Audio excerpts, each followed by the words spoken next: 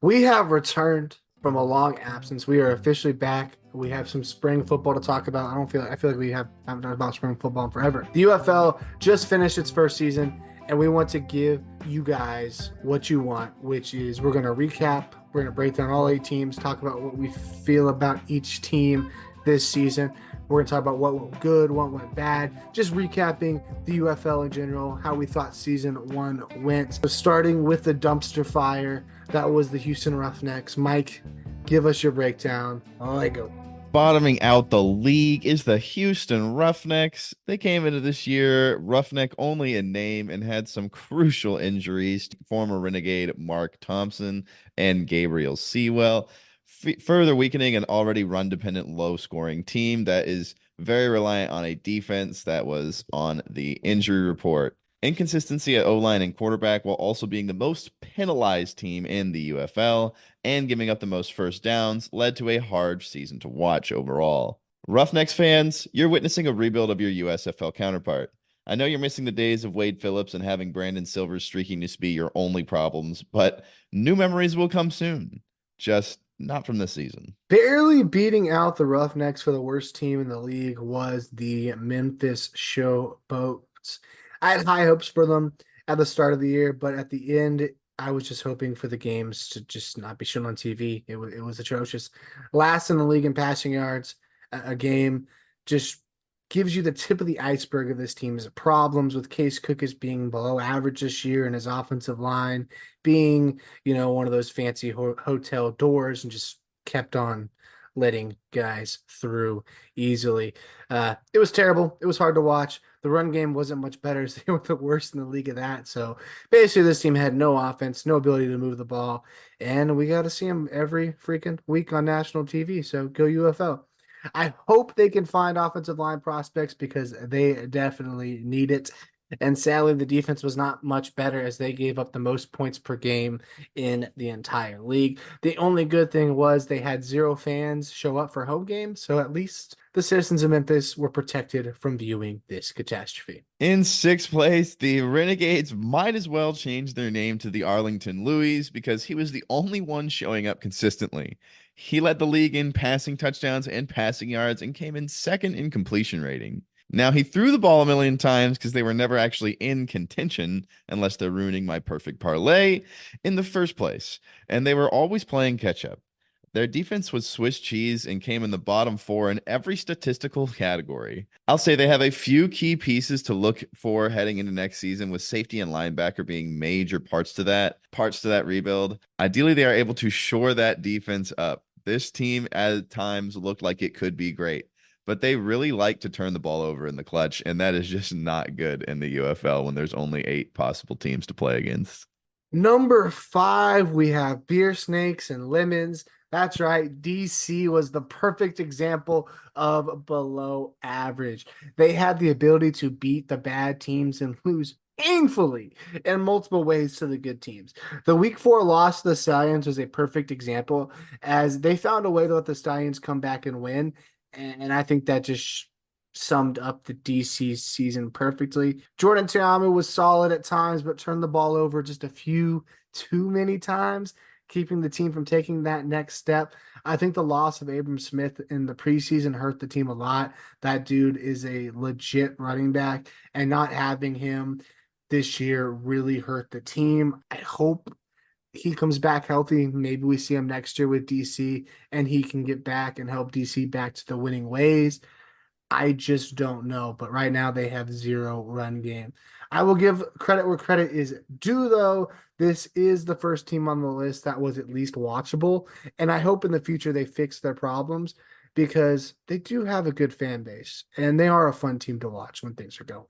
And coming in fourth here, we have the Michigan Panthers. They rank in as a formidable spring league opponent and executed exactly what the Roughnecks were likely trying to do, which was build the team around the run game and a great defense and hope you get a young stud at quarterback that learns along the way. EJ Perry did his best, but he looked a lot more comfortable in the run game while getting eaten alive in the pass. And that might be because the offensive line is just better at moving forward rather than being in the pass block. But the wins they achieved were mostly gutted out the trenches and betting on their defense and time and time again. They had a second-ranked defense in the league behind only Wade Phillips' Brahmas, and Matthew Bolden with Wes Hills was the best two-headed attack in the league. With a few more additions to this team and improvement at quarterback, they could easily compete for the conference title, and we should have no worries about them being a pillar of the UFL. Number three, we have the St. Louis Battlehawk. The Battlehawk fans this year were the reason why we need spring football. I mean, they were the best in the league. I feel bad for St. Louis. They deserve an NFL team, but the Los Angeles area gets two crappy fan bases that they can support instead of one. So that's awesome for St. Louis to get zero. But I love their fans. They were awesome. They're why we need spring football. AJ McCarron health at the end of the year really hurt the Battlehawks and made the offense stall out at the worst possible time. I think if he was healthy, we might have gotten to see the Battlehawks in the championship. I don't know, but they would have definitely put up a better showing. Battlehawks were one of the few teams in the league that had a balanced attack with AJ throwing, AJ Upsillers on the ground, being able to run and pass the ball. They had a really fun and exciting offense. They looked and felt like a pro team the way they carried themselves. They have a lot of good players in the skill position department and a solid defense to combat it. Hopefully, they get over the hump next season because it's a fun team with a fun fan base, and they are the flagship franchise in the UFL. Just falling short of the championship title, the San Antonio Brahmas come in second. I hope you like your new roster, Brahmas fans. You made it just as far as anybody else thought you could this year. Garbers seriously came into form and really separated this team from the other six teams in the league. He had a real trouble scoring in the red zone, but actively improved with every game played. That's all you can ask of him. They had the league leading defense and played to eat the clock on offense. Not the best game for the eyes, but definitely for the win column, especially for a new offense in a new league. The inability to score when absolutely necessary on a consistent basis hurt them in the end, with them looking stunned in the UFL championship game. With improvement heading into next year, I think the Brahmas are definitely going to be a staple point for the UFL. And the number one team, which I'm sure is a huge surprise to everyone, the Birmingham Stallions. Congratulations on your three-peat. The Stallions have done it again and again and again, and they win and they win and they win. They absolutely dominated the league this year, going an impressive 9-1, which I predicted at the start of the season. Thank you. Hold the applause. Led the league in yards per game, with a second place team being 36 yards a game less than the Stallions. So an amazing offense. Then you throw in the fact that they only gave up 16.5 points per game and scored 26.5, beating opponents by double digits on average. Just shows how dominant they were this year. Adrian Martinez was the QB that took over the three-headed monster and surprisingly had a really, really good season. Was a great and fun dual threat quarterback that owned the league. You to throw in Person Jr., Jace Sternberger, Deion Kane, Mario Williams at the skill positions help carry this team as well. I hope these guys get a shot at the NFL level, and not ready to see who they bring in next off season, because the Stallions are continuing that dynasty and will probably reload and find a lot of good talent that should be at the NFL level because they freaking doing it year in and year out. So I'm expecting it again. So the one thing I can hit them on and say is a problem is their attendance for what they have is really low. I would expect Birmingham to show up more and get more butts in the seats for their games since they have such a fun team that puts up a good show. That's all I really have to knock them. Skip Holtz is the GOAT in the spring league, so there's no discussion on that. Dude is awesome and a fun coach. So shout out to him for just the amazing job he's doing. Before we get on to the next part of the video, if you're enjoying it so far, please subscribe. We need your help. We're on the road to 500, and we need it because Mike took the last month off making content to enjoy dumb things like concerts and vacations. So the more you guys can help us, the more time we can have to make videos because Mike wants to, fund his passion projects of enjoying himself while he's not at work. All right, we're going to talk about what the league did right. So what went right in the league? So give it to me, Mike. What do you think was kind of the things that stood out for the UFL year one? I think the first thing we definitely need to talk about was the Battlehawks attendance, something that was absolutely relied on, I think, heading into the season, and it definitely showed its ability with a 34,365 regular season average, where they topped out with 40,000 people at their opener. So I think they definitely upheld their end of the bargain as far as the UFL attendance is concerned. Yeah, no, they did a great job, and I think they really carried it. A lot of places were let down. Houston, Arlington, DC, and San Antonio had moments, but really it was just St. Louis. I mean, no one else was close. No one else was putting anywhere near numbers, and you don't really expect it from a Birmingham or an Arlington, DC maybe. I mean, they don't have the venue. Their venues of MLS Stadium, so it's capped out, but they were the only one filling up a stadium and an NFL stadium at that. So you got to give them the credit. It looks good. It's a awesome. If the spring leagues fail, I hope they stay around because this is why we need spring leagues for teams like and cities like St. Louis that need football and love football, but just don't have an NFL team. But if the NFL does expand or relocate, they got to be a top choice now with just putting up good numbers in a spring league era. So that's awesome to hear. Then my next thing I want to talk about is San Antonio being good. That honestly was awesome and kind of showcases the league has other cities that can produce. I know San Antonio wasn't anywhere close to the St. Louis numbers, but I thought they built as the season went on. I thought they were growing the fan base as it was going on.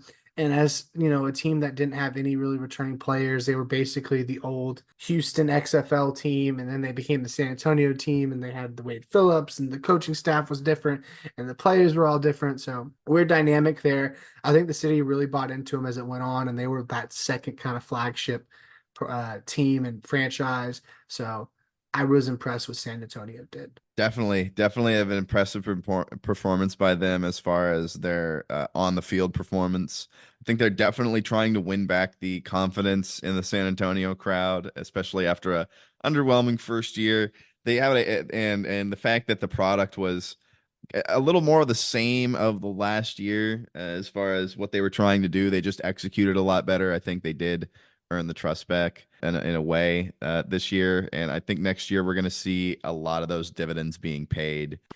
As well as I thought the TV ratings were solid. I thought they did a decent job. They're putting up good numbers, and that's going to keep the league alive because at the end of the day, it doesn't really matter how much we're putting butts in seats because TV is where the real money's made. And if you're not getting advertising and you're not getting the viewers to get those advertising, you're not the ad revenue, you're not going to make it. So I thought the viewership was good. It was comparable for, sports that are not, high end major games like a playoff scenario or stuff like that. They're comparable to the MLS, the NHL regular season. So I think they're doing a good job on that front and being on that national television, being in front of people is only going to help with exposure and keeping the league around. Now let's get on to what went wrong with the league. Well, I mean, I'm just going to point out the elephant in the room here, the obvious one, the extremely top heavy league. Thank The you. the Thank you. Stallions were far and away the best team by week 5 in the league. Once they had a consistent starter at quarterback, I think you referenced this really early on in the season, actually before the season, and McCarron was limited. There was no question who the number one team was going to be. Schedule our top heavy league was atrocious. It was awful. The season was wrapped up in like week 6. We kind of knew who the four were. Once DC lost and could not beat St. Louis, it was over. We knew it was over. That was kind of the death nail. DC was not good enough. The Brahmas were once they got healthy clearly were the second best team. San Antonio were clearly the top two. DC was the only average team. And then you had 3 atrocious teams. So the league was not fun. The season kind of ended on a dud because there was not really any fun games. There wasn't really playoff aspirations and a playoff push from anyone. So it was kind of just boring for the last couple weeks. And that really hurt, I think, the league. And then you throw in lackluster championship game does not help the way the season ended. You had 3 weeks of pointless football because it was kind of already set. And then well, I guess the final games were important because of hosting the semifinals. But let's be real here. We all knew the Stallions are going to win. And it didn't really matter for San Antonio because they went on the road because AJ was hurt. That didn't even matter. And in the championship game, San Antonio, they tried, but Stallions were just so much better and wasn't even fun. It wasn't exciting. And it was lackluster crowd compared to what it could have been if St. Louis was in the final. So I just think all in all, what we could have had, which was a St. Louis Birmingham final, could have been special, and we didn't get it, which really hurt, I think, the national eyes and people watching and seeing how cool the league could be because it didn't hit its peak and it kind of puttered out. So that hurts, but that's sports and that's life. Sometimes you don't get the best matchup, you don't get the best teams, you don't get the dream scenario because it has to be played out in the field. And that's what we got. And that hurt the league. Yeah, I don't think it's their fault. It's just the way it was. And hopefully we can get more competitive games going forward and more exciting. And maybe expanding the league is a way to do that. I don't think they are because it seems like they're very set on let's build what we have with these eight and make better fan bases and maybe move a team or two around. It doesn't look like they want to expand, but that's kind of where we're at. Kind of at a point where you're gonna get these heavy teams and these bad teams, and it's gonna get decided pretty early unless you get the dream scenario where all eight of these teams are at such an equal point. Yeah, no, it was, and also there was not enough quarterbacks. There was not enough good quarterback play and offensive line support. I mean, you had Adrian Martinez was a mobile quarterback, so it didn't really matter as much for him. He was able to run and scramble. And Abers had a really good year with San Antonio, but he was hit or miss at times. Michigan was just there because of their defense. AJ was awesome, but he got hurt and that kind of sputtered out. And then the bottom teams, you had Teamu and Perez put up good numbers, but a lot of garbage time numbers. But their teams weren't all around them. But I would say they're at least decent. Case Cookis did nothing, which some of that was on the offensive line, some of that was on him. And then Houston, I mean, pick who you want. They didn't have a guy who could throw a ball. So it was just the QB play could have been a little bit better. The longer you survive, the more you can convince guys to give it a shot and maybe get lucky and get a few more AJs that want to just showcase their skills and are tired of being backups and have kind of made their money and just kind of want to play the game for fun. But it's kind of tough because football is such a physical game for very little pay compared to what you could do to just hold a clipboard in the NFL. So last thing we want to talk about is things we would like to see in the future. What I, do you want, Mike?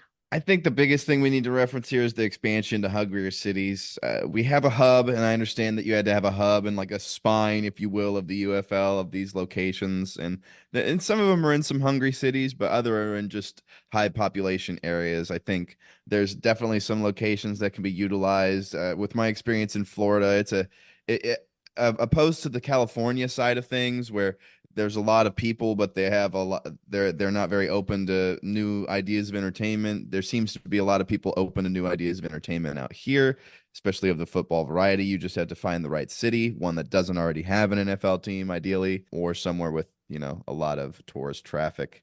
I think, yeah, if you're doing Florida, Orlando would be one. I think the Orlando Apollos have decent attendance and we're an interesting team, and I think you could get some success out there. So Orlando, I know they did that in the XFL, but that team was such a dumpster fire. I don't think that helped. You also have Ohio could be a good state. You have some good cities in there that love football. Canton, they did that in the past. The USFL, I thought they decent stadium. Maybe you can get, some more love if there's an actual team there and you get buy-in as a small town, get people to like love it like a minor league baseball team. Oakland would be awesome. I think Oakland could be the next St. Louis just for the simple fact that Oakland has diehard fans. They're losing everything. They're about to lose the freaking A's, and you could just get pissed off fans, buy into a team, buy into the culture, and you could have so much freaking fun with an Oakland team. And Oakland and St. Louis could be your two flagship freaking programs and go the distance for you. Probably a pretty cheap stadium lease too. Yeah, no, it's gonna looks like it's gonna be empty pretty soon. So A lot of people are moving to Oklahoma nowadays. I think too. I think that would be pretty nice location as well. I think they also have a lot of support there as well. yeah, and then bring back Seattle. Why not? Seattle was fun. I think they have a good fan base. They have some of the best fans in the world. Bring back Seattle. So, but another Eh, thing that they can do is fix the website. yes, the Uh, website is terrible. I, it's something that has been a big pet peeve, going back doing these videos or even just keeping track as a fan. They definitely outsource to a third party, and that's a little bit clunky, but at the end of the day, it gets you what you kind of need.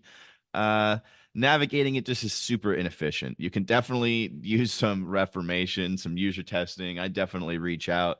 You can't click on hot links for players, which I think is something really simple and that everything has. And finding the injury report is more reliable on Twitter or typing their name into like Google News and just, their name and injury, and you'll have a better chance at finding it than at the official website, which is just, I mean, it seems like a really easy resource to be able to give to people. A link to Yes. where games are being streamed would be nice as well, man. I don't know. What do you think? Yeah, no, I think yeah, you can do that in the app would be awesome. I think the stats was what frustrated me the most, and that just comes from making these videos and going through the stats at times, and I'm trying to find information, and I would click back, and it would send me back to the homepage of the website. I'm like, no, I just want to go back to the passing yard leaders, and it's like sending me all the way back to the homepage, and I gotta go find the standings and find stats, and it was a mess. It's clunky, it's not efficient. It was frustrating when I'm trying to look up 3, 4, 5 player stats and really digest things and really try to see, I guess the narrative I'm trying to showcase for whatever video I'm creating. Yeah, I don't know. That's all I really got. Mike, you want to hit us with an outro? Definitely. I'm gonna say thank you everybody that has been supporting, that's still around after we took a month off. Sorry for enjoying life there. Back to the grind, baby. As we always say, work, sleep, get back on it, baby. We are heading into the fun part of the NFL offseason and a fun part of a little bit of preseason content. So stick with it. We'll see you next time.